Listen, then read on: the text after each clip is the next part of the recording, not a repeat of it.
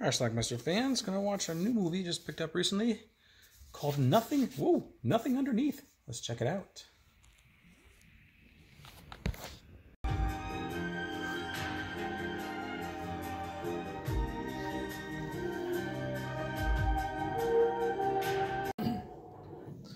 This is Rob. He's a park ranger at the Yellowstone National Park in Wyoming. That lovely lady is his sister Jessica. Yes, I've changed hotel. I'm now at the Scala Hotel. Phone number 311-7842. They are twins, and she's in Milan. She's a big-time fashion model, and she gets attacked by this dude in the bathroom.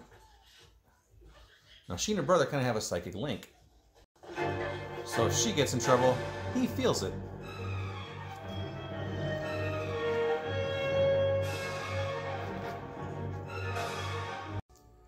Anyway, she eventually is able to get away from that dude and get back to her hotel room.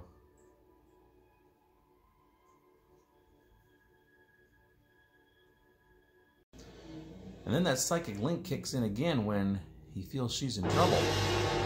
And it looks like she is.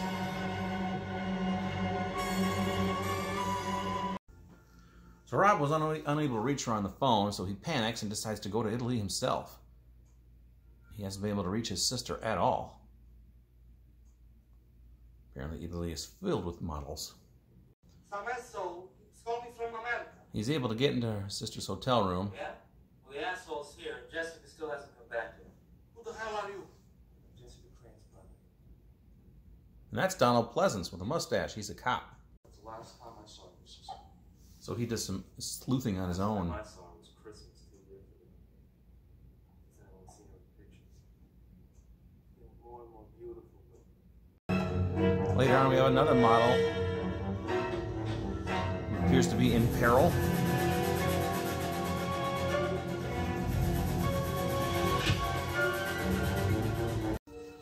And when she gets back to her room,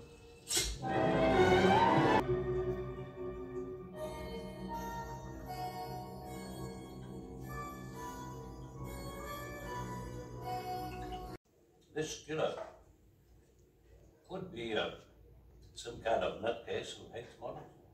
Or he could be someone hired by someone or other in the fashion world. Right, Scott. You asked me, they're all crazy. so Donald Pleasance does some more investigating. Finds out that other models have been killed too.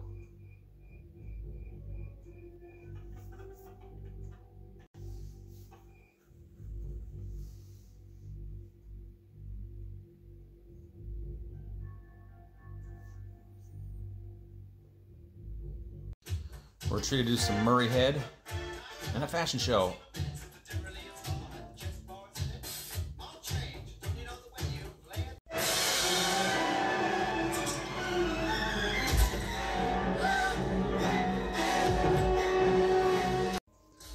Then we see a flashback about this guy who hung out with the models and he wanted to play Russian roulette. Your turn. Come on. $5,000 each. Every time you pull the trigger. The game ended poorly, although it wasn't Jessica. Her name was Christina Andolfi. There were about 2 minutes of absolute panic. Now he's given a letter which is allegedly from his sister Jessica. I'm alive. Please go home. I'm in big trouble. Must hide. We'll explain someday. Please go. Don't stop loving me. You're Jessie. He wants to compare Jessica's signature, so he goes to this woman named Big Laura. Actually, that's the actress's name, even on IMDb. Big Laura. I think I do remember her. A pretty blonde girl. The type you see my license. Yeah. Now this lovely lady is Barbara. He's been kind of hanging out with her a little bit. Just like that? Yeah, I've got to. She's a model too. What about your sister? Anyway, he figures out that Jessica might be inside this building, which unfortunately he has to climb. Ouch. He managed to get in. And although we see her, he doesn't right away. Eventually he spots her. And she's dead. And it looks like she's been hammered to the chair, in addition to that cut on her chest.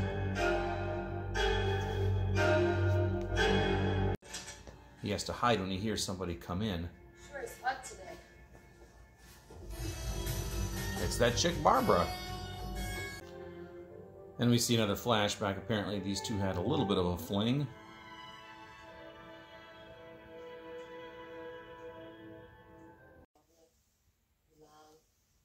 Our love affair.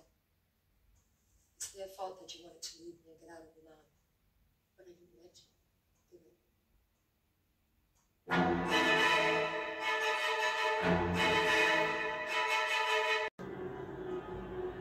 This is the image that her brother saw that day.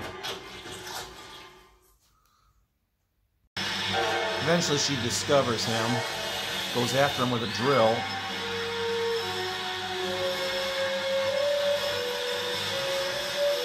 And she's about to kill him when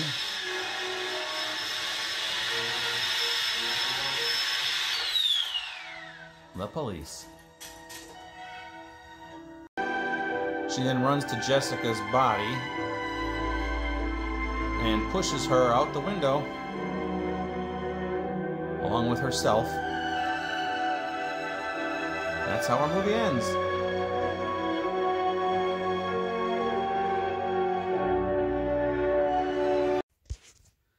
All right, let's talk about Nothing Underneath. I'd never heard of this movie before until Vinegar Syndrome put this out. And it's an Italian-made film from 1985, I believe, and it stars a bunch of people never known. It's an Italian film, but it seems like everybody is speaking English in the movie, and it's not dubbed or anything. They're actually speaking English. It's very much reminds me of like a Brian De Palma film, like Body Double or something like that. Even the music was reminiscent of Body Double. What we have here is a guy. He works, his name is Rob, I think. He works as a park ranger in Yellowstone National Park in Wyoming, United States. And his sister, his twin sister, is in Milan, Italy. She works as a fashion model. And they have some sort of like psychic link to each other, kind of like a lot of twins actually do. And he gets the feeling that she's being stalked one night. So he's scared for her. He tries to get somebody to call over there to protect her. He says, tell her not to open the door, because he saw some sort of scissors walking down a hallway towards her hotel room. So anyway, next thing you know, her sister disappears. So he goes over to Italy to investigate, runs into Donald Pleasance, who's a local police officer there, police officer with a mustache there. Never saw Donald Pleasance with a mustache before, but he has one here.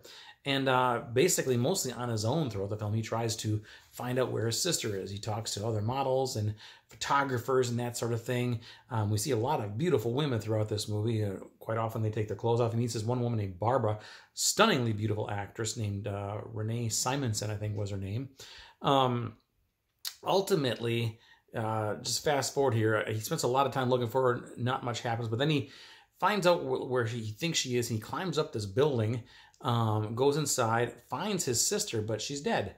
She's like sitting in a chair, sitting up, but clearly she looks like she's been hammered to this chair, and she has a slice across her upper chest there. But then he hears somebody come in the door, so he runs and hides.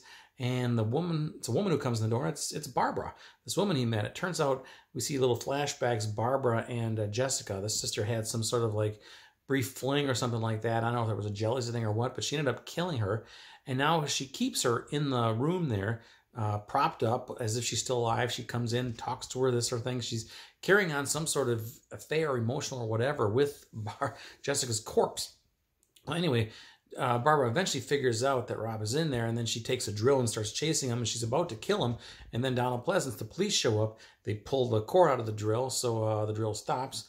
She sees the cops there. She realizes the jig is up, so then she takes Jessica, and runs towards the window and jumps out, killing herself, presumably, and making a mess of her and Jessica on the ground below. And that's how our movie ends.